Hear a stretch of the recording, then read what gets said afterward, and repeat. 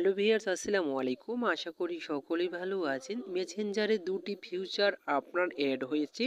এই ফিউচার দুটো আপনার জন্য খুবই গুরুত্বপূর্ণ। তো কি সেই ফিউচার দুটি, চলুন কথা না বাড়িয়ে ভিডিওটি শুরু করা যাক।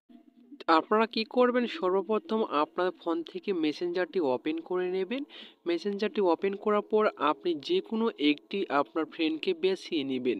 বেছে নেওয়ার পরে আপনি যদি যাকে ফটো পাঠাবেন, ঠিক আছে, সে কিন্তু স্ক্রিনশট নিতে পারবে না, শুধুমাত্র একবারই দেখতে পারবেন। তো এই গ্যালারি থেকে ফটোটি সিলেক্ট করার পর আপনি এডিট অপশনে ক্লিক করবেন। তারপরে এখানে এইচডি দেখতে পাচ্ছেন কর্নারে, এইচডি আপনারা সিলেক্ট করে দেবেন। এইচডি সিলেক্ট করে দেওয়ার পরে এ পাশে দেখতে পারবেন 3 নাম্বার একটি অপশন চলে আসবে। এখানে টিক মার্ক চলে আসবে, এখান থেকে আপনার টিক মার্কটি করে দেবেন।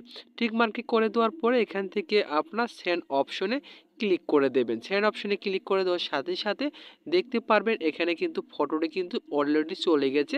তো সেখান থেকে আপনার খালি একবারই কিন্তু সেই ফটোটি দেখতে পারবে, দ্বিতীয়বার কিন্তু দেখতে পারবে না, এবং কি স্ক্রিনশটও নিতে পারবেন না। এবং দ্বিতীয় ফিচারটি হচ্ছে, এখান থেকে আপনার দেখতে পারবেন কর্নারে একটি অপশন রয়েছে, যে আপনার ফ্রেন্ডের কর্নারে, এই কর্নারে জাস্ট একবার আপনাদেরকে ক্লিক করে দিতে হবে। ক্লিক করে দেওয়ার সাথে সাথে আপনাদের একটু স্ক্রল করে চলে আসতে হবে।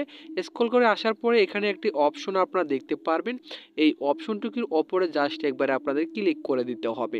ক্লিক করে দেওয়ার পর এখানে আপনারা দেখতে পারবেন উপরে কিন্তু এটা অফ রয়েছে, এখান থেকে আপনারা এটা 24 ঘন্টা করে দেবেন, ঠিক আছে।